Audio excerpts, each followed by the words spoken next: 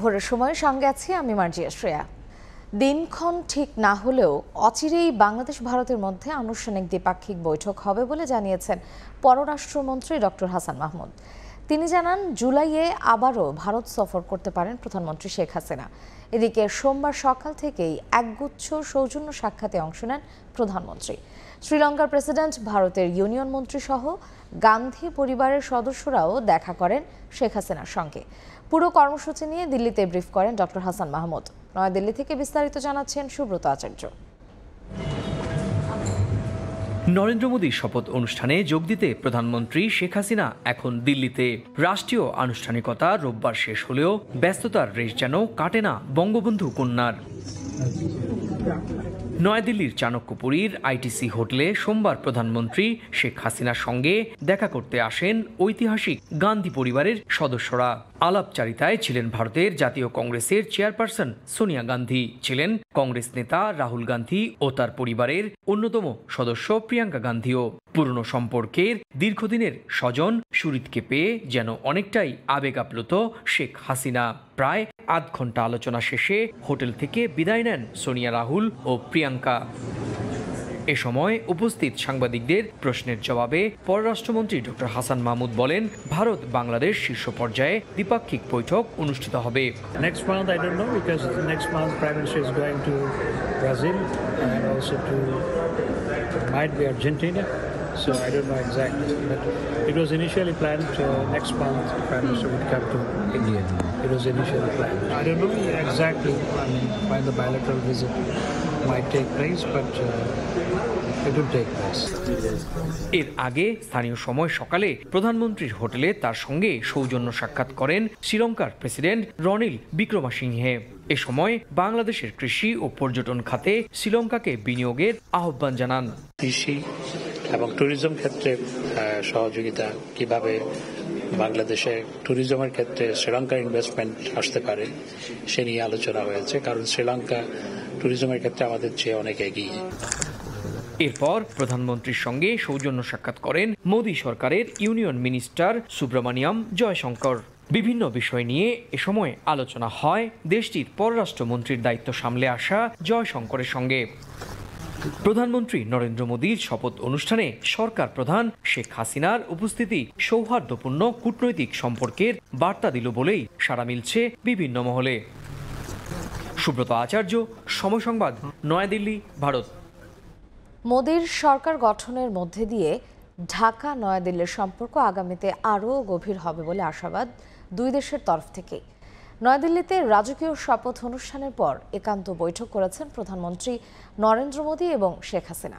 শীর্ষ নেতাদের এই সৌজন্য বৈঠকের পর বাংলাদেশের পররাষ্ট্রমন্ত্রী বলেন, দুই দেশেই একই সরকারের ধারাবাহিকতা বজায় থাকায় সুফল মিলবে দ্বিপাক্ষিক সম্পর্কেও। নরেন্দ্র দামোদর দাস মোদী রাজসিক আয়োজনে রোববার সন্ধ্যায় নয়াদিল্লির ঐতিহাসিক রাষ্ট্রপতি ভবনে টানা তৃতীয়বার প্রধানমন্ত্রী হিসেবে শপথ নেন নরেন্দ্র মোদী। 5 বছর দেশ পরিচালনায় শপথ নিয়েছেন তার ক্যাবিনেট সদস্যরাও। বর্ণাঢ্য রাষ্ট্রাচারের শেষ পর্বে মঞ্চে ডেকে নেওয়া হয় আমন্ত্রিত 7 দেশের অতিথি সরকার ও রাষ্ট্রপ্রধানদের। এ সময় প্রতিবেশী বাংলাদেশকে প্রাধান্য দেয়া নরেন্দ্র মোদী প্রধানমন্ত্রী শেখ হাসিনার সঙ্গে সংক্ষিপ্ত কুশল বিনিময় করেন, খোঁজ নেন একে অপরের। এরপরই উৎসবমুখর রাইসিনা হিলের রাজকীয় বাংকোয়েট হলে রাষ্ট্রীয় ভোজসভায় যোগ দেন প্রধানমন্ত্রী শেখ হাসিনা সহ আমন্ত্রিত অতিথিরা। রাষ্ট্রপতি দ্রৌপদী মুর্মু এবং নতুন প্রধানমন্ত্রী নরেন্দ্র মোদী স্বাগত জানান সবাইকে। সবচেয়ে কাছের, সবচেয়ে বিশ্বস্ত প্রতিবেশী বন্ধুরাষ্ট্রের সরকার প্রধানকে আনুষ্ঠানিকতার ফাঁকে আলাদাভাবে গুরুত্ব দিয়েছেন প্রধানমন্ত্রী নরেন্দ্র মোদী। সৌজন্য এই বৈঠকে উপস্থিত ছিলেন প্রধানমন্ত্রী কন্যা সাইমা ওয়াজেদও। দুই নেতাই নতুন করে ফিরে পেয়েছেন প্রধানমন্ত্রিত্ব, তাই আগামীর অগ্রযাত্রাও কিভাবে ত্বরান্বিত হবে সেসব নিয়েও হয় আশাপ্রদ আলোচনা। হাসিনা মোদী শীর্ষ বৈঠকের পর নয়াদিল্লিতে ব্রিফ করেন পররাষ্ট্রমন্ত্রী ডক্টর হাসান মাহমুদ। তিনি জানান, একই সরকারের ধারাবাহিকতা দুই দেশেই, ফলে আগামী শুধুই সম্ভাবনার। তৃতীয়বারের মতো ভারতের প্রধানমন্ত্রী নির্বাচিত হওয়ায় তাকে অভিনন্দন জানান বাংলাদেশে যাওয়ারও আমন্ত্রণ জানিয়েছেন। বাংলাদেশেও একই সরকার, ভারতেও একই সরকার, সুতরাং কাজের ধারাবাহিকতার ক্ষেত্রে কিছু সুবিধা রয়েছে। বাংলাদেশ ভারত বিদ্যমান সম্পর্ক আগামীতে আরও দৃঢ় হবে, আপাতত সেই বার্তাই দিচ্ছেন পররাষ্ট্র সংশ্লিষ্ট নীতি নির্ধারকরা। দেবাশিস রায়, সময় সংবাদ। বাংলাদেশ ভারতের বাণিজ্যিক সম্পর্কের ভারসাম্য আনতে কাজ করছে দুই দেশ। নয়াদিল্লিতে সময় সংবাদকে এই কথা বলেছেন প্রধানমন্ত্রীর বেসরকারি শিল্প ও বিনিয়োগ উপদেষ্টা সালমান এফ রহমান। এছাড়া সীমান্তে অবকাঠামো উন্নয়নে ভারতের সহায়তা চাওয়া হয়েছে বলেও জানান তিনি। আমাদের যে দুই দেশের মধ্যে বাণিজ্য, শুধু বাণিজ্য না, বিনিয়োগ, তারপর আরো অনেক রকমের যে দুই বেসরকারি খাতের মধ্যেও যে আমাদের সাথে যে কোঅপারেশন গুলি আছে সেটা আরো বাড়বে। দুই দেশের যে বাণিজ্য হচ্ছে সেটা কিন্তু আমরা চাচ্ছি যে আমরা এটা টাকা রুপিতেই যেন করা হয়। ভারত থেকে আমরা রুপিতে লাইন অফ ক্রেডিট গুলি পাচ্ছি, সেটা এখন নেগোসিয়েশন হচ্ছে। এটা শেষ হয়ে গেলেই আমি কিন্তু মনে করি আমাদের দু দেশে যে বাণিজ্য হবে এটা টাকা রুপিতে আর টাকায় যদি হয় তাহলে দু দেশের জন্যই এটা ভালো। ভারত সফর শেষে দেশে ফিরেছেন প্রধানমন্ত্রী শেখ হাসিনা। সোমবার সন্ধ্যা 7:15টায় ঢাকা আন্তর্জাতিক বিমানবন্দরে পৌঁছান প্রধানমন্ত্রী ও তার সফর সঙ্গীরা। বিমানবন্দরে তাকে স্বাগত জানান সড়ক পরিবহন ও সেতুমন্ত্রী ওবায়দুল কাদের ও বিমান ও পর্যটন মন্ত্রী ফারুক খান সহ উচ্চপদস্থ কর্মকর্তারা। এর আগে শনিবার নয়াদিল্লিতে ভারতের প্রধানমন্ত্রী নরেন্দ্র মোদীর শপথ অনুষ্ঠানে যোগ দেন শেখ হাসিনা। পরে রাষ্ট্রপতি ভবনে শেখ হাসিনা ও নরেন্দ্র মোদী একান্ত বৈঠক করেন। দ্বিপাক্ষিক সম্পর্ক আগামী দিনে আরও দৃঢ় করার আশা জানান দুই প্রধানমন্ত্রী।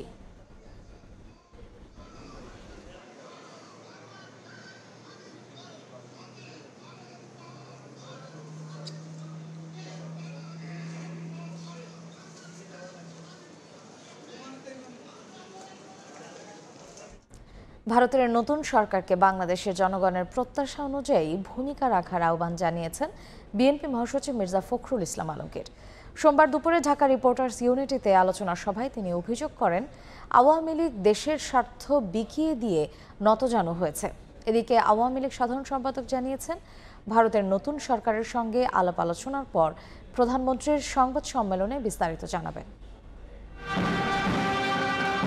ভারতের নতুন সরকারের শপথ অনুষ্ঠানে যোগ দিতে দিল্লিতে বাংলাদেশের প্রধানমন্ত্রী শেখ হাসিনা। সেখানে দুই দেশের উচ্চ পর্যায়ের প্রতিনিধিদের বৈঠক অনুষ্ঠিত হয়। সোমবার জিয়াউর রহমানের 43তম মৃত্যুবার্ষিকী উপলক্ষে আলোচনা সভায় বিএনপি মহাসচিব মির্জা ফখরুল ইসলাম অভিযোগ করেন, ক্ষমতাসীনদের দুর্বলতার কারণেই তিস্তার ন্যায্য হিস্সা থেকে বঞ্চিত হচ্ছে বাংলাদেশ। বিএসএফ সীমান্ত এলাকায় ঢুকে বাংলাদেশিদের গুলি করছে। এই সরকার নতজানু সরকার, যে কারণে তারা কোনো মতেই ভারতের বিরুদ্ধে কথা বলতে চায় না। ভারতের বিরুদ্ধে তো বলতে চাই না আমরা, যে বিষয়গুলো আমার ব্যক্তিগত ইন্টারেস্ট, আমার রাষ্ট্রের ইন্টারেস্ট, জনগণের ইন্টারেস্ট আছে, স্বার্থ আছে, সেগুলো নিয়ে তো আমি কথা বলতেই হবে আমাকে, এবং সেটা সরকারকে বলতে হবে। 23 জুন আওয়ামী লীগের প্রতিষ্ঠা বার্ষিকীতে কর্মসূচির বাস্তবায়নের জন্য ধানমন্ডিতে সভাপতির রাজনৈতিক কার্যালয়ে ঢাকা জেলার সংসদ সদস্য ও সিটি মেয়রদের সঙ্গে বৈঠকে বসেন দলের সাধারণ সম্পাদক। জানান, উৎসব মুখরভাবে 75তম প্রতিষ্ঠা বার্ষিকী পালন করবে দলটি। আমন্ত্রণ জানানো হবে বিভিন্ন রাজনৈতিক দলকে। ভারত সরকারের সঙ্গে বাংলাদেশের সম্পর্ক বিষয়ে প্রশ্নের উত্তরে তিনি বলেন, নতুন সরকারের সঙ্গে আলোচনার পর প্রধানমন্ত্রী দেশে ফিরে বিস্তারিত জানাবেন। ভারতের প্রধানমন্ত্রী গতকাল রাতে তিনি শপথ গ্রহণ করেছেন। এত কম সময়ের মধ্যে বড় কিছু আশা করার একটু সময় তো লাগে, কথাবার্তা বলতে হয়। তারপরে তাদের বৈঠক আছে, সে বৈঠক থেকে কোনো গুরুত্বপূর্ণ সিদ্ধান্ত এলে আপনারা জানতে পারেন। 23 জুন বঙ্গবন্ধুর প্রতিকৃতিতে ফুল দিয়ে দিনটির উদ্বোধন করবেন প্রধানমন্ত্রী। দুপুরে সোহরাওয়ার্দী উদ্যানে হবে আলোচনা সভা। এর আগে 21 জুন র্যালি করবে দলটি। সানবীর রূপল, সময় সংবাদ, ঢাকা। এদিকে সাবেক সেনাপ্রধান জেনারেল আজিজের দুই ভাইয়ের পাসপোর্ট ও ভোটার আইডি কার্ড জালিয়াতির বিষয়ে তথ্য নিশ্চিত হতে সংশ্লিষ্ট দপ্তরকে চিঠি দিয়েছে দুদক। সোমবার দুপুরে সাংবাদিকদের সঙ্গে দুদক কার্যালয়ে এক মতবিনিময় সভায় একথা জানান দুদক চেয়ারম্যান। এ সময় তিনি দুর্নীতি দমনে সাংবাদিকদের ভূমিকার প্রশংসা করেন ও সহযোগিতাও চান। সাংবাদিকদের প্রশংসা করলেও মতবিনিময়ের শুরুটা ঠিক এমন ছিল না। আপনাদের সাথে এরপরে কথা আগাইতে আর ইচ্ছা করে। সাবেক সেনাপ্রধান জেনারেল আজিজের বিষয়ে দুদক কি ব্যবস্থা নিচ্ছে জানতে চাইলে এমন পরিস্থিতির সৃষ্টি হয়। আজিজের মামলা কি এটা? আজিজের কি সমস্যা? কি আজিজের সমস্যাটা কি সমস্যা? এর কিছু সময় পরেই তিনি জানান, সাবেক সেনাপ্রধান আজিজের বিষয়ে এক আইনজীবীর দেয়া চিঠির প্রেক্ষিতে কিছু ব্যবস্থা গ্রহণ করেছে দুদক। এ সময় তার 2 ভাইয়ের পাসপোর্ট ও ভোটার আইডি কার্ড জালিয়াতির বিষয়েও কথা বলেন দুদক চেয়ারম্যান। আমেরিকা যে স্যাংশন দিছে ওইটার ভিত্তিতে তার ব্যবস্থা নেওয়ার যে অ্যাডভোকেট দিয়ে গেছে, ওখানে অভিযোগ হলো তার 2 ভাই মিথ্যা তথ্য দিয়ে পাসপোর্ট নিছে। এটা আজিজের দোষ তো না, এটা তার ভাই এবং পাসপোর্ট ডিপার্টমেন্টের লোক। আর 2 হলো ন্যাশনাল আইডি কার্ড নিছে।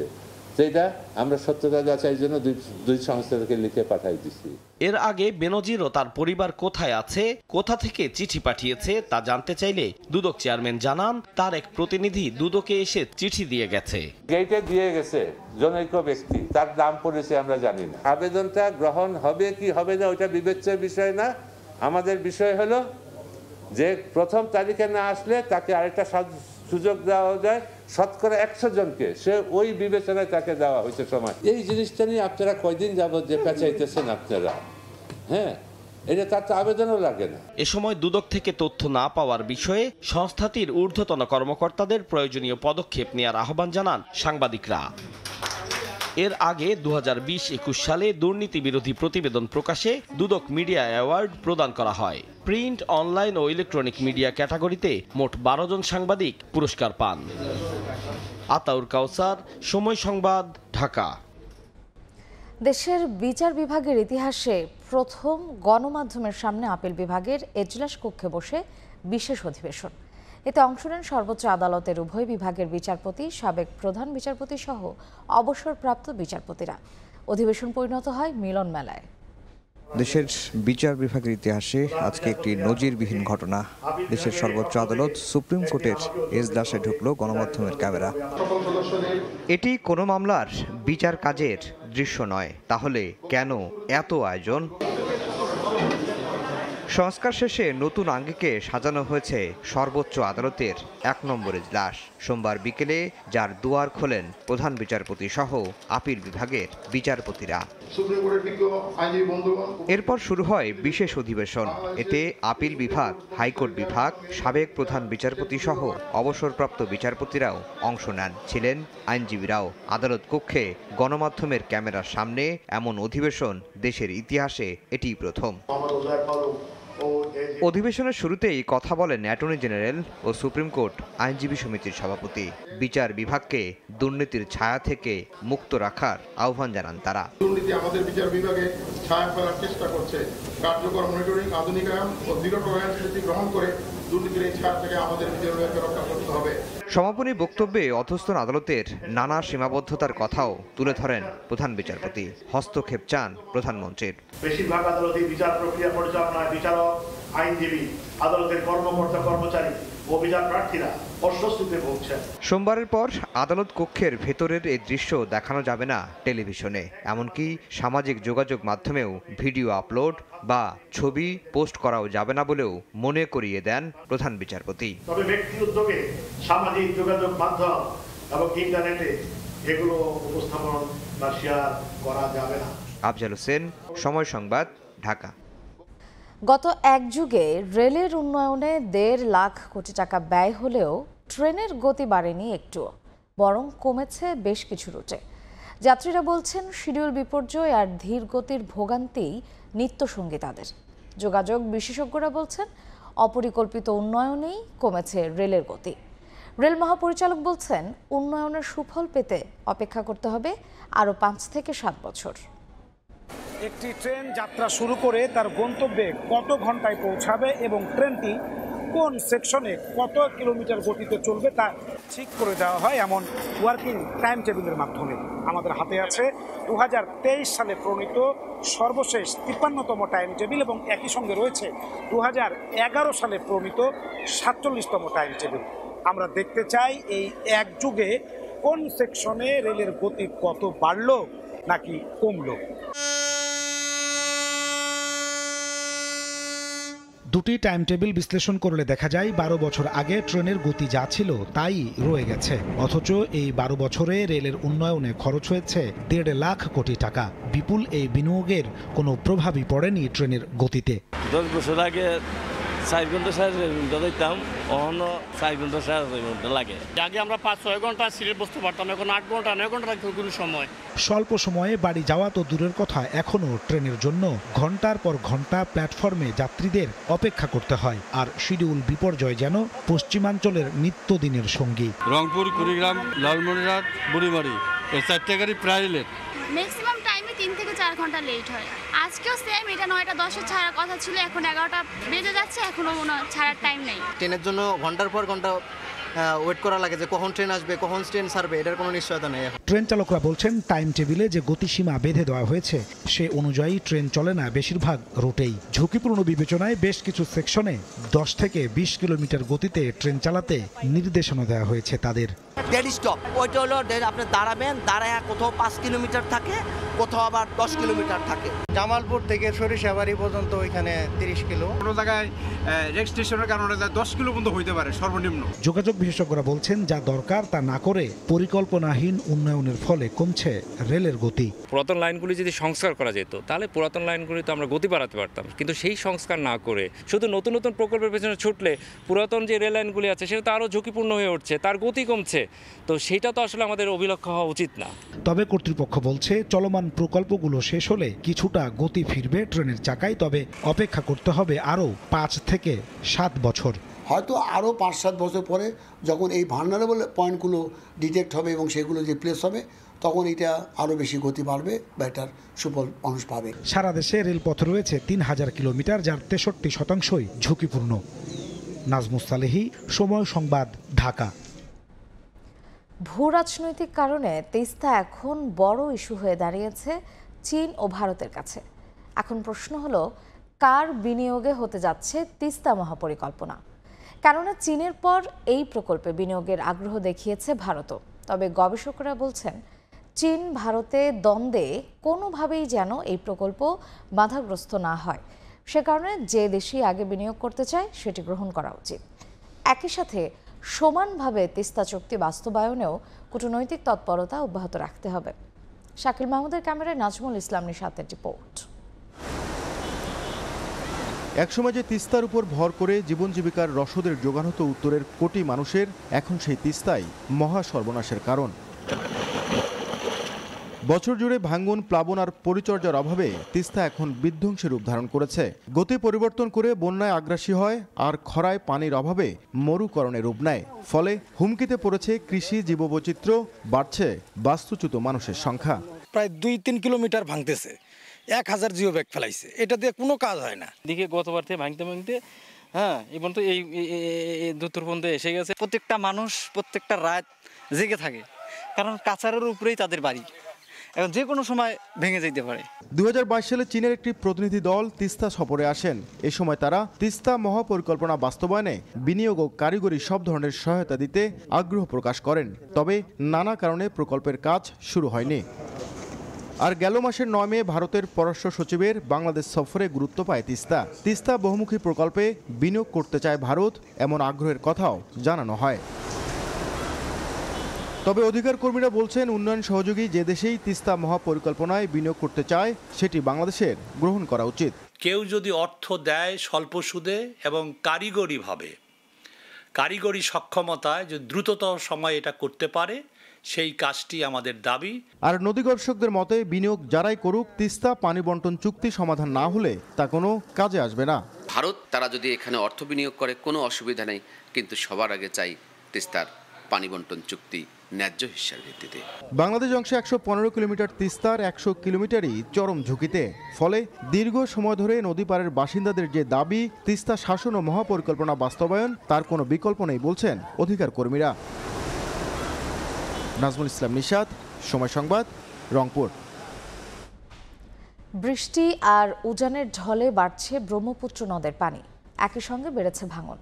এর মধ্যে বিলীন হয়েছে কুড়িগ্রামের 2 শতাধিক ঘরবাড়ি। এছাড়া হুমকির মুখে আছে গাইবান্ধার শতাধিক বাড়িঘর ও স্থাপনা।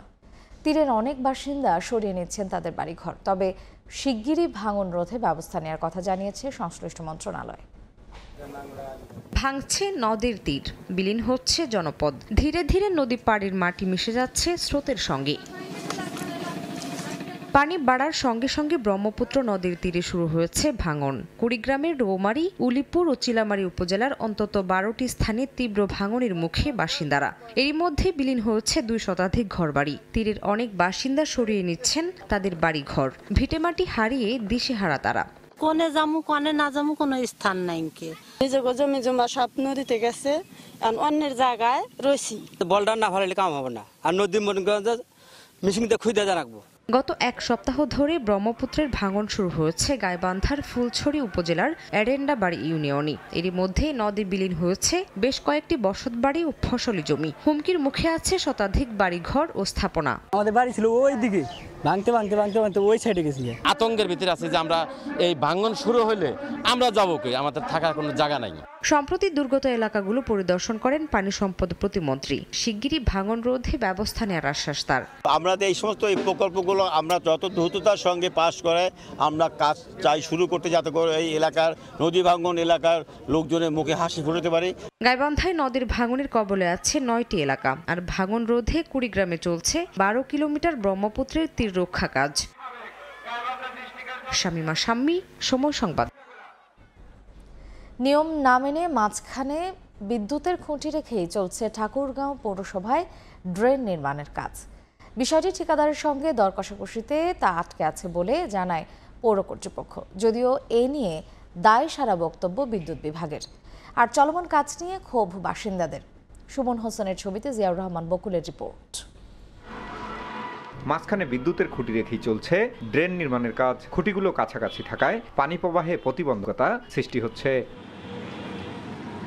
2023 সালের এপ্রিলে ঠাকুরগাঁও পৌরসভায় শুরু হয় কোভিড-19 নামে 5 বছর মেয়াদী প্রকল্পের কাজ। এ প্রকল্পে পৌর এলাকায় নির্মাণ ও সংস্কার করা হচ্ছে ড্রেন।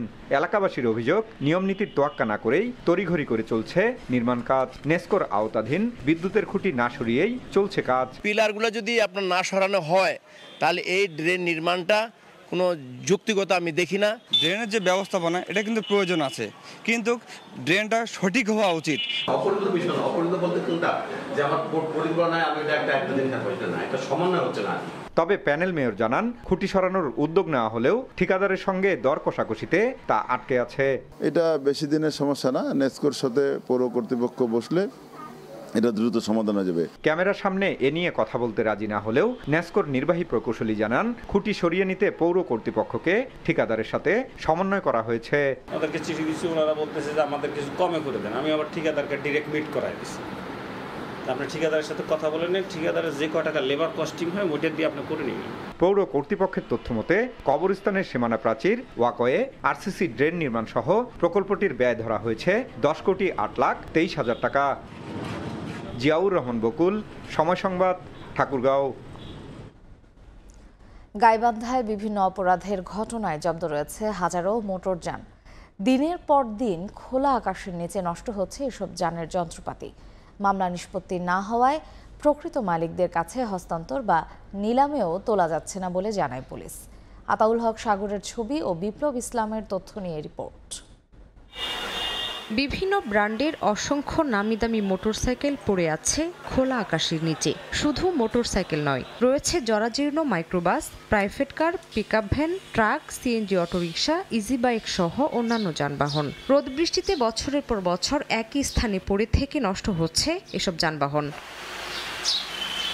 বিভিন্ন সময়ে গাইবান্ধায় আইনশৃঙ্খলা বাহিনীর অভিযানে নানা অপরাধের মামলায় এসব যানবাহন জব্দ করা হয়। দীর্ঘদিন ধরে মামলা চলায় আদালত ও বিভিন্ন থানা চত্বরে অযত্নে পড়ে থাকা এসব অধিকাংশ গাড়ির কাঠামো ছাড়া অবশিষ্ট কিছুই নেই। আইনি জটিলতার কারণে অনেক মালিকই যানগুলো যথাসময়ে ছাড়িয়ে নিতে পারেন না। 100-150 গাড়ি এখানে অচল অবস্থা নষ্ট হয়ে আছে। পাসপুস, একটা টায়ার টিউব যা আছে সবগুলো নষ্ট হয়ে যাচ্ছে। এগুলো যদি ওয়ার্কশপ ডাকও দেয় তাও সরকারি রাজস্ব ফান্ডে কিছু টাকা জমা হবে। পুলিশ জানায় মামলা নিষ্পত্তি না হয় ও মালিকানা যাচাই সময় লাগায় গাড়িগুলো দেয়া সম্ভব হয় না। নির্দিষ্ট গ্যারেজ না থাকায় ও জব্দ গাড়ির সংখ্যা বেশি হওয়ায় এই অবস্থা সৃষ্টি হয়েছে বলে জানান সংশ্লিষ্ট কর্মকর্তা। জেলা পুলিশ আমাদের এসপি স্যারের নির্দেশনায় সকল ওসি সাহেবরা এই গাড়িগুলো নিষ্পত্তির ব্যাপারে যথাযথ আন্তরিকতা নিয়ে ওনারা কাজ করে যাচ্ছেন। জেলার ৭টি থানা ও আদালত চত্বরে ১২,০০০-এর বেশি মোটরযান দীর্ঘদিন থেকে পরিত্যক্ত পড়ে আছে। সময় সংবাদ, গাইবান্ধা। হাটের ঝক্কি ঝামেলা থেকে মুক্তি পেতে রংপুরে খামারগুলোতে আগ্রহ বেড়েছে ক্রেতাদের। খামারিরা বলছেন সাধ্যের মধ্যে এবং কেজি দরে গরু বিক্রি করায় গেলবারের তুলনায় এবারে বিক্রি বেড়েছে দ্বিগুণ। এবার অন্তত ১০০টি খামারে অনলাইনে গরু বিক্রি হচ্ছে।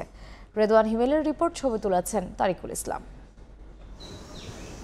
রংপুর মহানগর জুড়ে বিভিন্ন ক্যাটেল ফার্মের বড় বড় ব্যানার টানানো হয়েছে, যেখানে সুযোগ রয়েছে অনলাইনে গরু কেনার। আবার কেউ চাইলে কিনতে পারবেন সরাসরিও। জমজম ক্যাটেল ফার্ম কোরবানির জন্য ১২০টি গরু প্রস্তুত করেছে ফার্মটি। এরই মধ্যে ১১৪টি গরু বিক্রি হয়েছে। লাইভ ওয়েটের মাধ্যমে গরু বিক্রি করায় এমন সাড়া মিলেছে বলে জানান ফার্মটির স্বত্বাধিকারী আব্দুল মতিন। আমার এখানে ১২০টা গরু আমি রেডি করছি। আমার এখানে আর ৬টা গরু আছে শুধু, আর সব বিক্রি হয়ে গেছে। এই ফার্মটির মতো রংপুরে একাধিক ফার্মে এবার গরু বিক্রি হচ্ছে ৪৬০ থেকে ৫০০ টাকা কেজি দরে। সুযোগ রয়েছে অনলাইনে কেনারও। ফার্ম মালিকরা জানান ঝামেলা এড়াতে এবারে খামারগুলোতে ক্রেতাদের আগ্রহ বেশি, আর ঝামেলাহীনভাবে কোরবানির গরু কিনতে পারায় খুশি ক্রেতারাও। ফেসবুকে দেখলাম যে গরু এখানে বিক্রি হচ্ছে ৪৬০ টাকা কেজি দরে। কেজি অনুযায়ী যে টাকাটা নির্ধারণ করছেন এনারা, ওই টাকার মধ্যে বাসা পর্যন্ত গরু পৌঁছায় দিবে। রংপুর সিটি কর্পোরেশনের ভিতরে আমরা হোম ডেলিভারিটা তাদের বাসা পৌঁছে দিব। জেলায় এবার ২৫,০০০ খামারির ঘরে কোরবানির জন্য ৩,৫৯,৪৮৫টি পশু লালন পালন করা হয়েছে, যা জেলার চাহিদার চেয়ে প্রায় ৩০% বেশি। ডিজিটাল যুগে এই অনলাইনের যে বিক্রয় ব্যবস্থাটা, এটা আসলে প্রশংসনীয়। খামার ছাড়াও রংপুরের ৫৯টি গরুর হাটে কোরবানির গরু বেচা কেনা হচ্ছে। রেদওয়ান হিমেল, সময় সংবাদ, রংপুর। প্রস্তাবিত বাজেট পাশ হলে ভ্যাটের ভারে ক্রেতা হারাবে জুস, ম্যাঙ্গো বাজার ও বিভিন্ন ব্র্যান্ডের কোমল পানীয়ের দেশি বিদেশি বাজার। এমন আশঙ্কা চেপে ধরেছে উৎপাদনকারী প্রতিষ্ঠানগুলোকে। আর ক্রেতারা জানিয়েছেন এসব পণ্য কেনা কমিয়ে দেওয়ার আগাম পরিকল্পনার কথা। অর্থনীতিবিদরা বলছেন ভোক্তার সামর্থ্য আর রপ্তানি বাজারে পণ্য সম্ভার বাড়াতে ভ্যাট বাড়ানোর সিদ্ধান্ত পুনর্বিবেচনা করা দরকার। জিনা তারা যশোয়ার রিপোর্ট। নানা ব্র্যান্ডের কোমল পানীয়, জুস কিংবা ম্যাঙ্গোবার, দেশীয় এসব পণ্যের ভোক্তা রয়েছে শহর গ্রাম সবখানে, এমনকি বিদেশেও। রাজস্ব আদায় বাড়াতে উদীয়মান এই বাজারের ভোক্তাকেই এবার টার্গেট করেছে সরকার। আগামী অর্থ বছরের জন্য প্রস্তাবিত বাজেটে যার রূপরেখা তুলে ধরেছেন অর্থমন্ত্রী, যা আতঙ্কে ফেলে দিয়েছে ভোক্তাদের। জুস বাড়াইছে, এটা প্রতিনিয়ত ছেলেপেলেরা খাচ্ছে। এই যে ভ্যালু অ্যাডেড ট্যাক্সটা বাড়ানো হয়েছে, এটা অনেক বড় একটা ক্ষতিকর কারণ। ইয়াং আছি বা বাচ্চারা যারা আছে, ওদের কিন্তু এই জিনিসটা ভাতটা যেরকম হয় ওইরকম কিন্তু ওদের কিন্তু প্রয়োজন হয়। আমাদের এইটুকুই চাওয়া যে এইসব জিনিসের দাম যাতে অগণিত হারে না বাড়ানো হয়। দেখা যাচ্ছে আগামী ১ জুলাই থেকে কার্বোনেটেড বেভারেজের সম্পূরক শুল্ক ২৫ থেকে বাড়িয়ে ৩০% করার প্রস্তাব দিয়েছেন মন্ত্রী। মিষ্টি জাতীয় পানীয় কোম্পানির ওপর বিদ্যমান লেনদেন কর ৫ গুণ বাড়িয়ে করতে চান ৩%। প্রস্তাবিত বাজেট পাশ হলেই বিভিন্ন ধরনের জুস ও ম্যাঙ্গোবারে উৎপাদন পর্যায়ে ৫% ভ্যাটের পরিবর্তে ১ লাফে হয়েছে ১৫%। এমন ভ্যাটের ভারে বাজার হারানোর শঙ্কা চেপে বসেছে উৎপাদনকারীদের। হঠাৎ করে 15% করাতে এটা আমাদের উপর একটু, আমি মনে করি, চাপিয়ে দেওয়া হয়েছে। তার ফলে কিছুটা হলেও গ্রোথ বাধাগ্রস্ত হবে এবং ভোক্তা আমরা অনেক হারাবো। ভ্যাট আদায় বাড়াতে গিয়ে উদীয়মান বাজার থেকে ভোক্তা হারানো ইতিবাচক হবে না পুরো অর্থনীতির জন্য, এমন দাবি করে এসব পণ্যের উপর ভ্যাট বাড়ানোর সিদ্ধান্ত কার্যকর করার আগে আরেকবার ভেবে দেখার পরামর্শ দিচ্ছেন অর্থনীতিবিদরা। এখানে ভ্যাট বাড়ার মানে হলো যে এই পণ্যের উৎপাদন খরচ বেড়ে যাওয়া, দেশের ভিতরের যে যারা ভোক্তা গোষ্ঠী একবারে শিশু থেকে শুরু করে এবং সব রকমের যে আয় শ্রেণীর মানুষ প্রত্যেকেই কিন্তু এই পণ্যগুলো ব্যবহার করেন। তো সুতরাং তাদের উপরে কিন্তু একটা চাপ তৈরি হচ্ছে এবং এর পাশাপাশি রপ্তানিও নিরুৎসাহিত হবে। কোমল পানীয়ের জন্য নির্ধারিত মাত্রার উপাদানের চেয়ে ভিন্ন মাত্রার উপাদানে তৈরি করা পানীয়ের ক্ষেত্রে সম্পূরক শুল্ক ৩৫%-এর পরিবর্তে ৪০% নির্ধারণ করার প্রস্তাব করা হয়েছে আসছে অর্থবছরের উত্থাপিত বাজেটে। জিনা তারা যশোয়া, সময় সংবাদ, ঢাকা। ট্রেন্ডের সঙ্গে তাল মিলিয়ে দিন দিন বাড়ছে বিউটি পার্লার বা সেলুন সেবার চাহিদা। বরাবরের মতোই ঈদকে সামনে রেখে রাজধানীর পার্লারগুলোতে গ্রাহকদের চাপ বেড়েছে কয়েক গুণ। পরিষেবা উন্নত করার পাশাপাশি প্রতিষ্ঠানগুলোতে মোবাইল পেমেন্টেও দেয়া হচ্ছে নানা অফার। ঈদের আগে বেড়েছে পার্লারের ব্যস্ততা। ঈদুল ফিতর কিংবা ঈদুল আজহা উপলক্ষ যাই হোক, নিজেকে সুন্দর করে উপস্থাপনের চেষ্টায় পিছিয়ে নেই কেউ। গ্রাহকদের চাহিদা বিবেচনায় হেয়ার স্পা, ফেসিয়াল, পেডিকিউর, মিনিকিউর সহ নানান আয়োজনের পসরা সাজিয়েছে রাজধানীর বিভিন্ন পার্লার এবং সেলুনগুলো। ত্বক কিংবা চুলের যত্নে সপ্তাহখানেক আগেই ঈদ প্রস্তুতি সারছেন নারীরা। ঈদ আসছে সামনে, সো ওইটাও একটু যে ঈদের জন্য একটু চেঞ্জ। আমি বেশি প্রেফার করি নতুন হেয়ার কাটস, যাতে আমার চুলটাকে দেখতে ডিফারেন্ট লাগে এক এক সময়। শুধু আয়োজনের ভিন্নতাই নয়, গ্রাহকদের সুবিধার্থে নানান সেবার পাশাপাশি রাখা হচ্ছে মোবাইল ব্যাংকিং পেমেন্ট সুবিধাও। দেয়া হচ্ছে নানা ক্যাশব্যাক আর ডিসকাউন্ট অফার। আমাদের এখন সবচেয়ে ট্রেন্ডি হচ্ছে hair cut, hair colour, and from head to toe we provide each and every service here. সবচেয়ে বেশি বিকাশই দেখা হয় ক্যাশলেসের মধ্যে, ওইখান থেকে হচ্ছে একটা পে ব্যাক পাওয়া যায়। সেটা অ্যামাউন্টটা যতটুকুই হোক, আমরা পে ব্যাক পেতে অবশ্যই ভালোবাসি। যুগ যুগ ধরে চলে আসা রূপচর্চার বিষয়টিতে মেয়েদের আগ্রহ যেমন বাড়ছে, তেমন সময়ের সঙ্গে তাল মিলিয়ে বেড়েছে সেবার মানও। ফরহাদুর রহমান, সময় সংবাদ, ঢাকা। 20 জুন থেকে বাজারে আসবে রংপুরের সুস্বাদু হাড়িভাঙা আম। এবার 300 কোটি টাকার আম বিক্রির সম্ভাবনা রয়েছে। এরই মধ্যে মৌসুমি ব্যবসায়ীদের নিরাপত্তা ও বাজার ব্যবস্থাপনার উদ্যোগ নিয়েছে জেলা প্রশাসন। কৃষি বিভাগ বলছে বাগানীদের সব ধরনের পরামর্শ দেওয়া হচ্ছে। তারিকুল ইসলামের ক্যামেরায় আব্দুর রশিদ জীবনের রিপোর্ট। রংপুর অঞ্চলকে সমৃদ্ধির পথে এগিয়ে নেওয়া সুস্বাদু হাড়িভাঙ্গা আমের কদর এখন সারা দেশে। চলতি বছর জিআই স্বীকৃতি পেয়েছে রংপুরের এই আম। বাজারে উঠবে চলতি মাসের 3য় সপ্তাহে। বর্তমানে বাগানগুলোতে চলছে শেষ সময়ের পরিচর্যা। মৌসুম জুড়ে এই আমের চাহিদা বেশি থাকায় দাম কিছুটা বেশি পান হাড়িভাঙ্গা আম বাগান মালিক ও ব্যবসায়ীরা। তবে এবছর বিরূপ আবহাওয়ার কারণে আমের আকার ছোট হওয়ার পাশাপাশি ফলন কম হওয়ায় দাম নিয়ে দুশ্চিন্তায় আছেন বাগান মালিকরা। গতবারের চেয়ে যদি বাজার ভালো হয় তাহলে লাভজনক করার আশা করতেছি। গত বছর 4টা 1 কেজি হতো, এখন 7-8টা 1 কেজি হয়। এখন এই কারণে একটু ক্ষতিগ্রস্ত। যেহেতু আমের ফলন কম, সেহেতু হয়তো আশা করতেছি দামটা একটু বাড়তে হবেই। কৃষি বিভাগ বলছে তীব্র খরাসহ বিরূপ আবহাওয়ার কারণে আমের ফলন কিছুটা কম হয়েছে। তবে গুণগত মান ঠিক রাখতে সব ধরনের পরামর্শ দেওয়া হচ্ছে। পরিচর্যার ফলে কিন্তু আমের আকার অন্য বছরের তুলনায় ভালো হয়েছে। তা আমরা মনে করছি যে গতবারের তুলনায় ফলন খুব একটা কম হবে না। আমের মৌসুমে ব্যবসায়ীদের নিরাপত্তা ব্যবস্থা ও বাজার ব্যবস্থাপনা সহ সব ধরনের সহযোগিতার জন্য সার্বক্ষণিক তদারকির কথা জানালেন জেলা প্রশাসক। ক্রেতা এবং বিক্রেতা কেউ যেন প্রতারিত না হন, কেউ যেন কোনো রকম কোনো ভোগান্তিতে না পড়েন, সেই জন্য যা যা করণীয় আমরা আমাদের অবস্থান থেকে সেটুকু করব।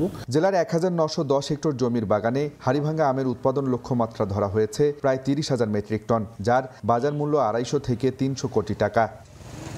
আব্দুর রশিদ জীবন, সময় সংবাদ, রংপুর। মুক্তারপুর পঞ্চবটি সড়ক আধুনিকায়নে নারায়ণগঞ্জের ভোলাইল পয়েন্টের 49 ও 50 নম্বর খুঁটির উপরে 30 মিটার দীর্ঘ প্রথম গার্ডারটি স্থাপন করা হয়। এই গার্ডার স্থাপনে রাত 12টা থেকে সকাল 6টা পর্যন্ত সড়কের এই অংশ বন্ধ রাখা হয়। সেখান থেকে সবশেষ খবর জানাবেন সহকর্মী নাসরুদ্দিন উজ্জ্বল। সরাসরি যাচ্ছি তার কাছে।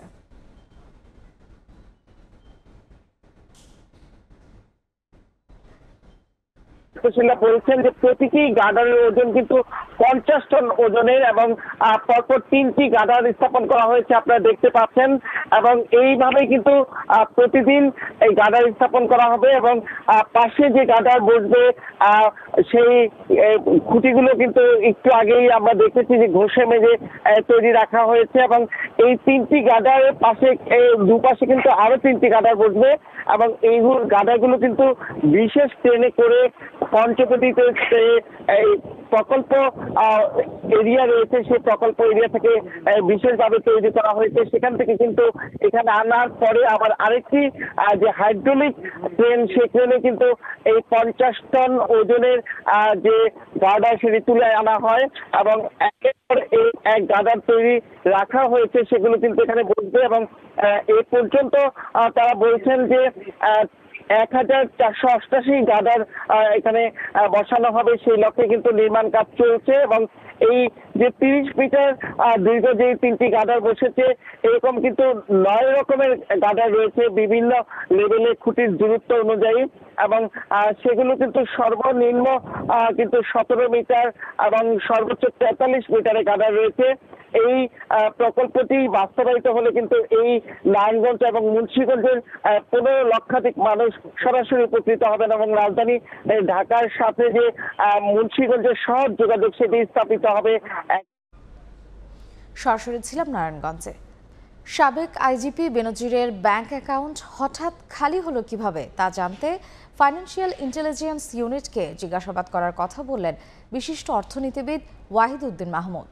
আর সংসদ সদস্য একে আজাদ বলেন, বাংলাদেশ ব্যাংক শক্তিশালী না হওয়ায় বন্ধ হচ্ছে না অর্থ পাচার। অবৈধ সম্পদ অর্জনের অভিযোগে গত 23 মে বেনজির আহমেদ ও তার পরিবারের সদস্যদের নামে থাকা প্রায় 345 বিঘা জমি এবং 33টি ব্যাংক হিসাব জব্দের আদেশ দেন আদালত। তবে তার আগে ফ্ল্যাট বাড়ি বেচে ব্যাংক অ্যাকাউন্ট খালি করে বিদেশে পাড়ি জমান পুলিশের সাবেক এই প্রধান। সোমবার রাজধানীর একটি হোটেলে সংবাদপত্র মালিকদের সংগঠন নোয়াব আয়োজিত বাজেট বিষয়ক আলোচনায় উঠে এলো বেনজির ইস্যু। অর্থনীতিবিদ ওয়াহিদউদ্দিন মাহমুদ বলেন, 10 লাখ টাকার উপরে লেনদেন হলে তার তথ্য থাকে ফাইন্যান্সিয়াল ইন্টেলিজেন্স ইউনিটের কাছে, অথচ বেনজিরের ক্ষেত্রে তার ব্যতিক্রম হলো কিভাবে তা নিয়ে বিস্ময় প্রকাশ করেন প্রবীণ এই অর্থনীতিবিদ। প্রাক্তন আইজিপি সাহেবের হাজার হাজার কোটি শত শত কোটি টাকা ব্যাংকে জমা হচ্ছে, আবার রাতারাতি ব্যাংক থেকে উধার হয়ে যাচ্ছে। ফাইন্যান্সিয়াল ইন্টেলিজেন্স ইউনিটের কথা বললাম, সেটা তো 10 লক্ষ টাকার উপরে হলেই সেখানে ধরা পড়ে। তাহলে এই টাকাগুলোর পদচিহ্ন কোথায় গেল? সেগুলোর দিকে আমরা তাকাচ্ছি না কেন, বা তাকানো যাচ্ছে না কেন? কাঁটাছেঁড়া চলে 2024-25 অর্থ বছরের প্রস্তাবিত বাজেটের। 15% কর দিয়ে কালো টাকা সাদা করার সুযোগ দুর্নীতিবাজদের জন্য প্রণোদনা হিসেবে মন্তব্য করেন বক্তারা। সরকারের এই সিদ্ধান্ত নিয়ে সংসদে প্রকাশ্যে প্রতিবাদ জানানোর ঘোষণা দেন সংসদ সদস্য একে আজাদ। বাড়ি করেছেন কানাডাতে, মালয়েশিয়াতে, এবং তিনি যদি টাকাটা ফেরত নিয়ে আসেন তাহলে তার জন্য 15%। জনগণ তো আমার এই ম্যান্ডেট দেয় নাই যে এইরকম একটা তুগলকি কাণ্ডের উপরে আমি সমর্থন জানাই। এ সময় মোটরসাইকেল ও সংসদ সদস্যদের গাড়িতে শুল্ক আরোপের প্রস্তাব করা হলেও আমলারা কেন বাইরে থাকবে তা নিয়ে প্রশ্ন তোলেন অর্থনীতিবিদ হোসেন জিল্লুর রহমান। মূলত শুভ খান, সময় সংবাদ, ঢাকা। সাভারের আনন্দপুরে একটি বাড়িতে হত্যার পর মরদেহ পুঁতে রাখা হয়েছে এমন তথ্যে দিনভর ডিবি পুলিশের অভিযান। নিখোঁজ এক যুবকের পরিবারের দাবি, চিহ্নিত মাদক ব্যবসায়ী ওই বাড়ির মালিককে মাদক ব্যবসায় বাধা দেওয়ার কারণেই 1 বছর আগে তোফাজ্জল হোসেনকে হত্যা করে গুম করা হয়েছে। সাভার থেকে মুজাফফর হোসেন জয়ের তথ্য ও মনির হোসেনের ছবি নিয়ে রিপোর্ট।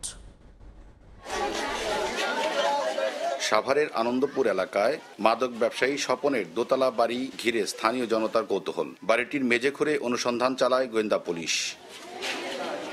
গত বছরের 19 এপ্রিল সাভারের ইমানদীপুর এলাকায় বাসার পাশে থেকে নিখোঁজ হন গার্মেন্টস শ্রমিক তোফাজ্জল হোসেন টনু। এরপর অনেক খোঁজাখুঁজি করেও তার সন্ধান না পেয়ে সাভার মডেল থানায় সাধারণ ডায়েরি করা হয়। সর্বশেষ ডিবি পুলিশ ও র্যাবের কাছে শরণাপন্ন হয়েও মেলেনি তার সন্ধান। দীর্ঘ 1 বছর পর সোমবার আনন্দপুর এলাকায় স্বপনের বাড়িতে পুলিশি তল্লাশি চালানোর খবর পেয়ে ছুটে আসেন টনুর স্বজনরা। তাদের ধারণা 1 বছর আগে মাদক ব্যবসায় বাধা দেওয়ায় টনুকে হত্যার পর তার লাশ গুম করেছে স্বপন। এখান থেকে লোকজন গেছে বাসায়, যে বলতেছে ভাই ওই যে স্বপনের বাসায় যে আপনার একদিন গেছিলেন পুলিশ লিয়ে, ওই স্বপনের বাসায় যে আপনার বাসায় যে ডিপি গিলে আসছিল হেরাই ওই বাসা খুঁজতেছে। ওনারা বলে এখানে কি পাইছে, লাশ পাইছে না কি পাইছে, আমাদের সন্দেহ স্বপনে আমার বাইরে কিছু একটা করছে। এদিকে এলাকাবাসীর অভিযোগ স্বপনের মাদক সাম্রাজ্য তারই বাড়ি থেকে পরিচালিত হতো। অত্র এলাকার লোক জানি যে টুলু নিখোঁজ হয়ে গেছে, অনেক দৌড়াদৌড়ি করছে এর ভাই বোন চাচারা। কিছুদিন আগে এই মাদক ব্যবসা করার আগে 2200 টাকা ঘর ভাড়া দিতে পারেন। যখন আমার বাসার গলিতে ছিল আমি শুনতে পাই ওর এই এলাকা থেকে আমার বাসার গলি থেকে বের করে দিই। তবে ঘটনাস্থলে উপস্থিত পুলিশের একাধিক কর্মকর্তা তল্লাশি চালানোর বিষয়টি নিশ্চিত করলেও মরদেহ পাওয়া গেছে কিনা সে বিষয়ে ক্যামেরার সামনে কোনো মন্তব্য করতে রাজি হয়নি। সোমবার সন্ধ্যা হয়ে যাওয়ায় নিরাপত্তার কারণে অনুসন্ধান অভিযান স্থগিতের পর মঙ্গলবার আবারও অনুসন্ধান চালানো হবে বলে জানিয়েছে পুলিশ। মুজাফফর হোসেন জয়, সময় সংবাদ, সাভার। 3 শিশু সন্তান সহ অপহৃত গৃহবধূকে বগুড়া থেকে উদ্ধার করা হয়েছে। ব্রাহ্মণবাড়িয়া থেকে অপহরণ করা হয় বলে অভিযোগ ভুক্তভোগীর। এ ঘটনায় জড়িত একজনকে গ্রেফতার করা হয়েছে। তবে তার দাবি, প্রেমের সম্পর্কের কারণে ভুক্তভোগীর কথাতেই বগুড়ায় নেওয়া হয় তাদের। প্রকৃত ঘটনা উদ্ঘাটনে কাজ করছে পুলিশ। হৃদয় পালের ক্যামেরায় উজ্জ্বল চক্রবর্তীর রিপোর্ট। একটা কালো গাড়ি এসে থামে, বলছে যে ওঠার জন্য, কিছু বোঝার আগে ওরা আমাকে গাড়িতে তুলে ফেলছে। 3 শিশু মেয়ে সন্তান সহ মাকে অপহরণ করা হয়।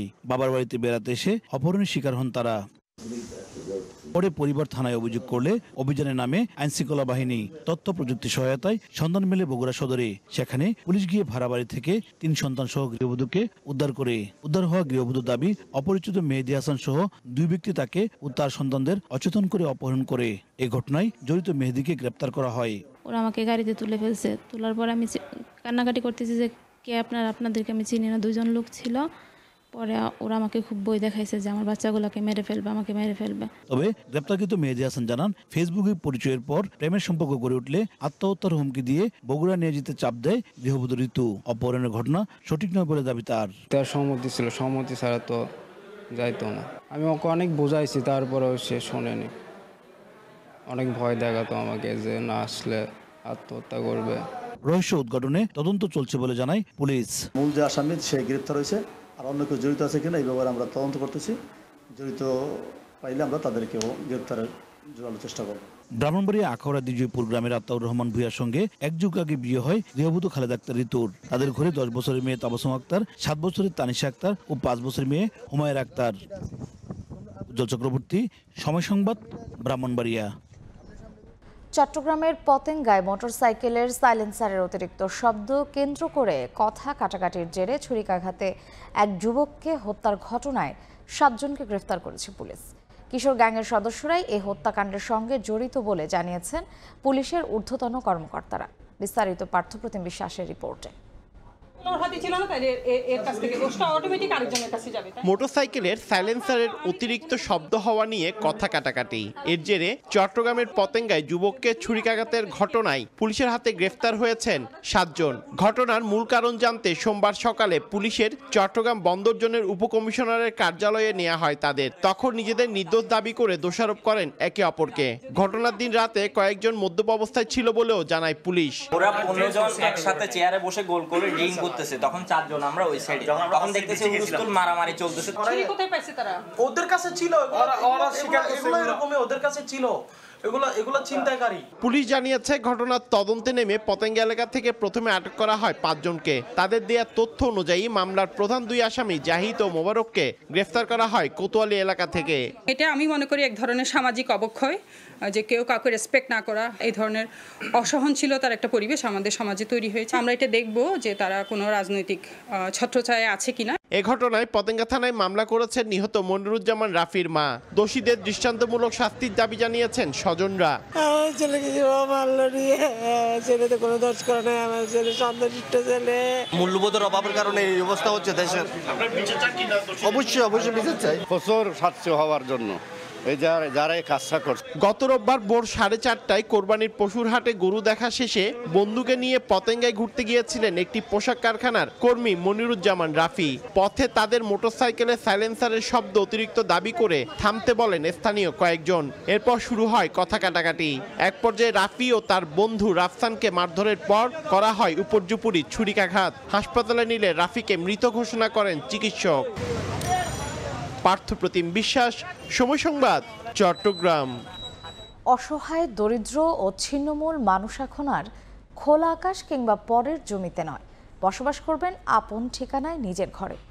আজ আশ্রয়ণ প্রকল্পের আওতায় 5ম পর্যায়ের 2য় ধাপে 20,000 গৃহহীন পাবেন ভিটেমাটি। একসময় ছিল না কোনো স্থায়ী ঠিকানা কিংবা মাথা গোজার ঠাঁই। সীমাহীন কষ্টে দিন কাটছিল এসব ভূমি ও গৃহহীন মানুষের। মঙ্গলবার 2% জমির দলিল ও 2 কক্ষ বিশিষ্ট ঘর হস্তান্তর করা হবে এসব ভূমিহীনদের মাঝে, যা তারা কখনো কল্পনাও করতে পারেনি। অথচ প্রধানমন্ত্রীর অবদানে নিজেদের ঘর বুঝে পাওয়ার খবরে আবেগ আপ্লুত অনেকে। প্রধানমন্ত্রী আমাদেরকে একটা শেষ নিঃশ্বাস পালানোর মতন একটা ঘর দিয়েছে, এতে আমরা খুব আনন্দিত, খুবই খুশি। বাইরে ছিলাম, পথে ঘাটে ভাড়া নিয়ে এখানে আমরা আবেদন করার পরে একটা গড় পাইছি। শুধু যশোর নয়, খাগড়াছড়ি পাহাড়ি এলাকাতেও সবুজের বুক চিরে লাল ঢেউটিন দেওয়া পাকা ঘর। নতুন ঘর পাওয়ার ঘোষণায় উচ্ছ্বসিত সুবিধা বঞ্চিত এসব মানুষ। আমাদের আগে ঘর ছিল না, ভাঙা ঘর ছিল, আমরা অনেক কষ্ট ছিল, থাকতে অবস্থা ছিল না, মানে আর কি সরকার থেকে মানে ঘর একটা দিচ্ছে। তবে রাঙ্গামাটির দুর্গম এলাকায় ক্ষুদ্র নৃগোষ্ঠীর সম্প্রদায়কে দেওয়া হবে তাদের ঐতিহ্যবাহী মাচাং ঘর। এই ঘর একদিকে যেমন পাহাড়িদের ঐতিহ্য ও সংস্কৃতিকে রক্ষা করবে, তেমনি ব্যয় সাশ্রয়ী হবে বলে মত কর্তৃপক্ষের। পাহাড়ের অনেক দুর্গম জনপদ রয়েছে যেখানে আমাদের ইট, বালু, সিমেন্ট এগুলো বহন করা একটু ডিফিকাল্ট হয়ে দাঁড়ায়। সংস্কৃতির সাথে মিল রেখেও আমরা মাচাং ঘর নেওয়ার জন্য অনেক সময় যারা উপকার করি তাদেরকে আমরা উদ্বুদ্ধ করি। জেলা প্রশাসনের তথ্য মতে পঞ্চম পর্যায়ে যশোরে ৩৬২, খাগড়াছড়িতে ৮৬০ এবং রাঙ্গামাটিতে ৬৮০ গৃহহীন পরিবারকে আনুষ্ঠানিকভাবে ঘরের চাবি দেওয়া হবে ১১ জুন। ফাহরি ফারজানা, সময় সংবাদ। অবশেষে গৃহহীন মুক্ত হলো চাঁদপুর জেলা। সবশেষ গৃহহীনের তালিকায় থাকা প্রায় ১৩০০ পরিবার এবার খুঁজে পেলেন তাদের স্থায়ী ঠিকানা। এতে পুরনো এবং নতুন মিলিয়ে প্রান্তিক জনগোষ্ঠীর কয়েক হাজার পরিবারের মুখে এখন হাসির ঝিলিক। ভিটাবাড়ি হারা এসব মানুষ স্থায়ী ঠিকানা পেয়ে প্রধানমন্ত্রীর প্রতি কৃতজ্ঞতা প্রকাশ করেন। ফারুক আহমদের রিপোর্ট, ক্যামেরায় ছিলেন নাইমুল ইসলাম নীরব। গৃহবধূ হাসিনা আক্তার স্বামী ফারুক খানের সংসারে মাথা গোঁজার ঠাঁই বলতেই একসময় কিছুই ছিল না যার। সেই হাসিনার মুখে হাসি ফোটালেন প্রধানমন্ত্রী শেখ হাসিনা, তাই সুখে দিন কাটছে তার। চাঁদপুর সদরের মৈশাদী ইউনিয়নের বাসিন্দা হাসিনা আক্তারের মতো জেলার আরো অনেক গৃহহারা মানুষ এখন খুঁজে পেয়েছেন স্থায়ী ঠিকানা। শুধু আধা পাকা বসত গড়ে নয়, সঙ্গে এক চিলতে বাগান এবং শেষ ঠিকানা কবরস্থানের জায়গাও পেয়েছেন তারা। সরকারের দেওয়া নেই তো, আজকে আমরা ঢাকাতে ছিলাম আগে অনেকক্ষণ, ঘর ভাড়া বুড়া সবই কিছু লাগছে, এখন তো কিছু লাগে না, ভালোই লাগতেছে আমার কাছে। আমরা রাস্তার পাশে ছিলাম, এখন তো সুন্দর করিয়া ঘর দরজা দিচ্ছে, চাষবাস করতেছি, মাংনা ঘর পাইতেছি। এখন আগের থেকে অনেক ভালো আছি, এই জন্য মাননীয় প্রধানমন্ত্রীকে ধন্যবাদ জানাই। এদিকে স্থায়ী ঠিকানায় ফেরা মানুষদের খোঁজ খবর নিতে আশ্রয়ণ প্রকল্পে ছুটে যান প্রশাসনের মাঠ পর্যায়ের কর্মকর্তারা। নতুন করে কেউ আশ্রয়হীন হলে তাদেরও দেওয়া হবে স্থায়ী ঠিকানা, জানান জেলা প্রশাসক। আমাদের এই ঘোষণার মাধ্যমে আমরা বলছি যে ভূমিহীন গৃহহীন মুক্ত হলো, কিন্তু এরপরেও যদি আমরা নতুনভাবে কাউকে ভূমিহীন গৃহহীন হিসেবে শনাক্ত করতে পারি, আমরা তাদেরও পুনর্বাসনের ব্যবস্থা করব। 2 শতক জমির উপর নির্মিত বিভিন্ন সুযোগ সুবিধা সহ এসব আধা পাকা বসতঘর হস্তান্তরের বিনিময়ে নেওয়া হয়েছে মাত্র 1 টাকা। এর মধ্যে আশ্রয়ণ প্রকল্পে আশ্রয় মিলেছে এমন শত শত পরিবারের যাদের এক সময়ে সহায় সম্বল বলতে কিছুই ছিল না। আজ তারা সবাই নিজস্ব ঘর পেয়েছেন, একই সঙ্গে স্থায়ী একটি ঠিকানা পেয়েছেন, আর এতেই পুরো চাঁদপুর জেলা গৃহহীন মুক্ত হলো। ফারুক আহমদ, সময় সংবাদ, চাঁদপুর। জঙ্গিবাদের বিরুদ্ধে সরকারের জিরো টলারেন্স নীতির কথা জানিয়েছেন পুলিশ মহাপরিদর্শক চৌধুরী আব্দুল্লাল মামুন। সোমবার সকালে সিলেটে পুলিশ অফিসার্স মেসের ভিত্তিপ্রস্তর স্থাপন শেষে এ কথা বলেন তিনি। পুলিশ যে একটা সায়েন্স, এটা কিন্তু একটা প্রতিষ্ঠিত। এখন যে কোনো ঘটনা যদি সংঘটিত হয়, যে কোনো ক্লুলেস মামলা সংঘটিত হলে দ্রুততম সময়ে পুলিশ এটা ডিটেক্ট করতে সক্ষম হচ্ছে। জঙ্গিবাদ সন্ত্রাসবাদের বিষয়ে জিরো টলারেন্সের যে নীতি, এই নীতির আলোকে দায়িত্ব পালন করার জন্য আমাদের জনবল দরকার, লজিস্টিক দরকার ছিল, ইকুইপমেন্ট দরকার ছিল, আমাদেরকে দেওয়া হয়েছে। এই কারণে দেখা যায় যে আমরা মানুষের প্রত্যাশার কাছাকাছি অনেকটা আমরা পৌঁছে গেছি। ব্রাহ্মণবাড়িয়ায় ভেজাল খাদ্যদ্রব্য প্রস্তুতের অভিযোগে এক কারখানা মালিককে কারাদণ্ড দিয়েছেন ভ্রাম্যমাণ আদালত। 1 লাখ টাকা জরিমানা সহ জব্দ করা হয়েছে সকল ভেজাল পণ্য।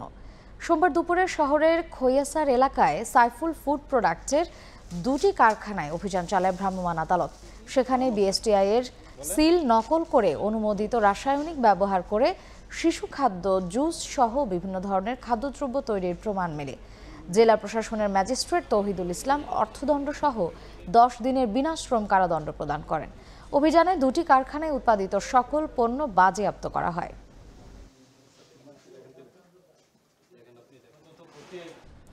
ভারতের নতুন মন্ত্রিসভার সদস্যদের মধ্যে দফতর বণ্টন করা হয়েছে।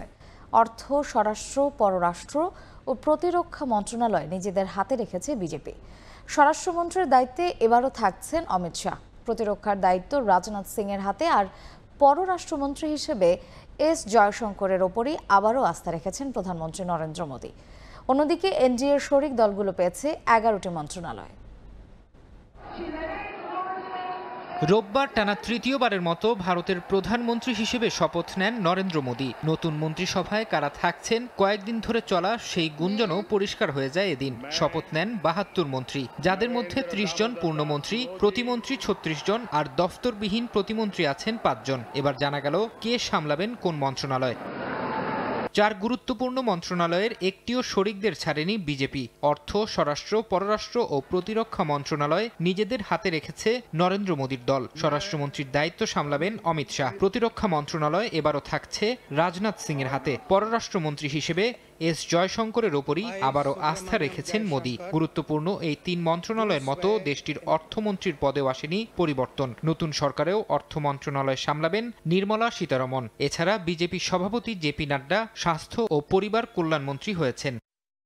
বিজেপি নেতৃত্বাধীন এনডিএ জোটের শরিক দল টিডিপি, জেডিইউ, এলজেপি, শিবসেনা সহ অন্য দলগুলো পেয়েছে 11 মন্ত্রণালয়। এর মধ্যে চন্দ্রবাবু নাইডুর দল কে রামমোহন নাইডু বিমান পরিবহন ও চন্দ্রশেখর পেম্মাসানি পেয়েছেন গ্রাম উন্নয়ন মন্ত্রণালয়ের দায়িত্ব। অন্যদিকে নীতিশ কুমারের জনতা দলের নেতা রামনাথ ঠাকুর পেয়েছেন কৃষি ও কৃষক কল্যাণ মন্ত্রণালয় এবং রাজীব রঞ্জন পঞ্চায়েতি রাজ মন্ত্রণালয় সামলানোর দায়িত্ব। 1.5 মাসের বেশি সময় ধরে 7 দফায় ভোট গ্রহণের পর গত 4 জুন ভারতের লোকসভা নির্বাচনের ফল ঘোষণা করা হয়। নির্বাচনে বিজেপি একক সংখ্যাগরিষ্ঠতা না পাওয়ায় শরিকদের হাত ধরে এবার জোট সরকার গঠন করতে হচ্ছে মোদীকে। ফরহাদ চৌধুরী, সময় সংবাদ। গাজায় যুদ্ধবিরতি ইস্যুতে মার্কিন প্রেসিডেন্ট জো বাইডেনের প্রস্তাবের পক্ষে সমর্থন জানিয়েছে জাতিসংঘের নিরাপত্তা পরিষদ। সোমবার প্রস্তাবের পক্ষে ভোট পড়ে 14টি। ভোটদানে বিরত ছিল রাশিয়া।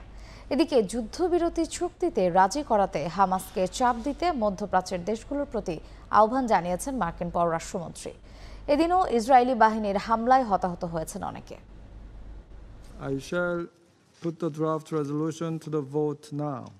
সোমবার জাতিসংঘ নিরাপত্তা পরিষদে গাজায় যুদ্ধবিরতি ইস্যুতে মার্কিন প্রেসিডেন্ট জো বাইডেনের দেয়া প্রস্তাবের উপর ভোটাভুটি হয়। প্রস্তাবের পক্ষে ভোট পড়ে 14টি। ভোট দেয়া থেকে বিরত ছিল রাশিয়া। ইসরায়েল ও হামাসকে অবিলম্বে এই প্রস্তাব মেনে নেওয়ার আহ্বান জানান জাতিসংঘ নিযুক্ত মার্কিন দূত। একে নতুন সুযোগ বলেও অভিহিত করা হয়। নিরাপত্তা পরিষদের এই অবস্থানকে স্বাগত জানিয়েছে ফিলিস্তিনের স্বাধীনতাকামী সংগঠন হামাস। কিভাবে যুদ্ধবিরতি শর্তগুলো বাস্তবায়ন করা যায় তা নিয়ে মধ্যস্থতাকারী দেশগুলোর সঙ্গে কাজ করার ইচ্ছা প্রকাশ করেছে সংগঠনটি। এদিকে এই প্রস্তাবে রাজি করাতে হামাসের উপর চাপ দেওয়ার আহ্বান জানিয়েছেন মার্কিন পররাষ্ট্রমন্ত্রী অ্যান্টনি ব্লিংকেন। আবারও মধ্যপ্রাচ্য সফর করছেন এই নেতা। সোমবার ইসরায়েলের প্রধানমন্ত্রীর সঙ্গে বৈঠকও করেন তিনি। গেল 31শে মে গাজায় 3 ধাপে যুদ্ধবিরতি কার্যকরের প্রস্তাব দেন মার্কিন প্রেসিডেন্ট জো বাইডেন। এই প্রস্তাবের মূল কথা একটি স্থায়ী যুদ্ধবিরতি, জিম্মিদের মুক্তি আর ফিলিস্তিনি বন্দীদের ছেড়ে দেয়া। প্রথম ধাপে হবে জিম্মি ও বন্দী বিনিময় এবং সাময়িক যুদ্ধবিরতি। দ্বিতীয় ধাপে সব জিম্মিকে মুক্তি দেয়া এবং গাজা থেকে ইসরায়েলি সেনাদের সরিয়ে নেয়া। আর তৃতীয় ধাপে গাজা পুনর্গঠনে দীর্ঘমেয়াদী পরিকল্পনা। ধারণা করা হচ্ছে ইসরায়েল এই প্রস্তাব মেনে নিয়েছে। এমনকি এই খবরও প্রকাশ হয় যে তেল আবিবের দেয়া প্রস্তাবই ঘোষণা করেছিলেন বাইডেন। পবিত্র হজকে নির্বিঘ্ন করতে সৌদি আরবে হয়ে গেল নজর কাড়া মহড়া। এতে অংশ নেন দেশটির যৌথ বাহিনীর সদস্যরা। যে কোনো ধরনের পরিস্থিতি মোকাবিলার অংশ হিসেবেই এই মহড়া চালানো হয়। প্রথম দেখায় মনে হতে পারে যুদ্ধ চলছে কিংবা সন্ত্রাসীদের ধরতে চালানো হচ্ছে অভিযান, যদিও এসবের কিছুই নয়। পবিত্র হজকে সামনে রেখে সোমবার মক্কায় বিশেষ মহড়া চালায় সৌদি আরবের যৌথ বাহিনী, যেখানে অংশ নেন সেনা, নৌ ও বিমান বাহিনীর সদস্যরা, ছিলেন পুলিশ সদস্যরাও। সৌদির রাষ্ট্রীয় গণমাধ্যম বলছে, হজকে নির্বিঘ্ন করতে প্রতি বছরই নজরকাড়া মহড়া চালানো হয়। যে কোনো ধরনের পরিস্থিতি মোকাবেলার অংশ হিসেবেই এই মহড়া। কোনো জিম্মির ঘটনা, সন্ত্রাসী হামলা, অগ্নিকাণ্ড কিভাবে মোকাবেলা করা হবে তারই প্রস্তুতি তুলে ধরা হয় মহড়ায়। পবিত্র শহর মক্কায় গেল শুক্রবার থেকে হাজারো মুসল্লি আসতে শুরু করেছেন। আগামী সপ্তাহেই হজ। বিশ্বের বিভিন্ন দেশে লাখ লাখ মানুষ এবছর হজ করবেন। এদের মধ্যে বাংলাদেশিরাও রয়েছেন। রাহানুল রানা, সময় সংবাদ। এ পর্যায়ে শীর্ষ সংবাদগুলো জানিয়ে দিচ্ছি আরেকবার। এক যুগের রেলের বিনিয়োগ 1.5 লাখ কোটি টাকা ছাড়িয়ে গেলেও বাড়েনি গতি। শিডিউল বিপর্যয় আর ধীরগতি যাত্রীদের নিত্য সঙ্গী। অপরিকল্পিত উন্নয়নেই ধুঁকছে সেবা খাতটি। ভূ রাজনৈতিক কারণেই চীন ও ভারতের কাছে গুরুত্ব বেড়েছে তিস্তার। বিনিয়োগে আগ্রহী দুই দেশের দ্বন্দ্বে যেন মহাপরিকল্পনা বাধাগ্রস্ত না হয় মত বিশ্লেষকদের।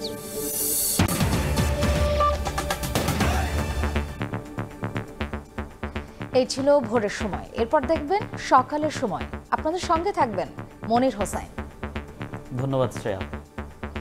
সকালের সময় নিয়ে ফিরছি কিছুক্ষণ পর, সঙ্গেই থাকুন সময়ের।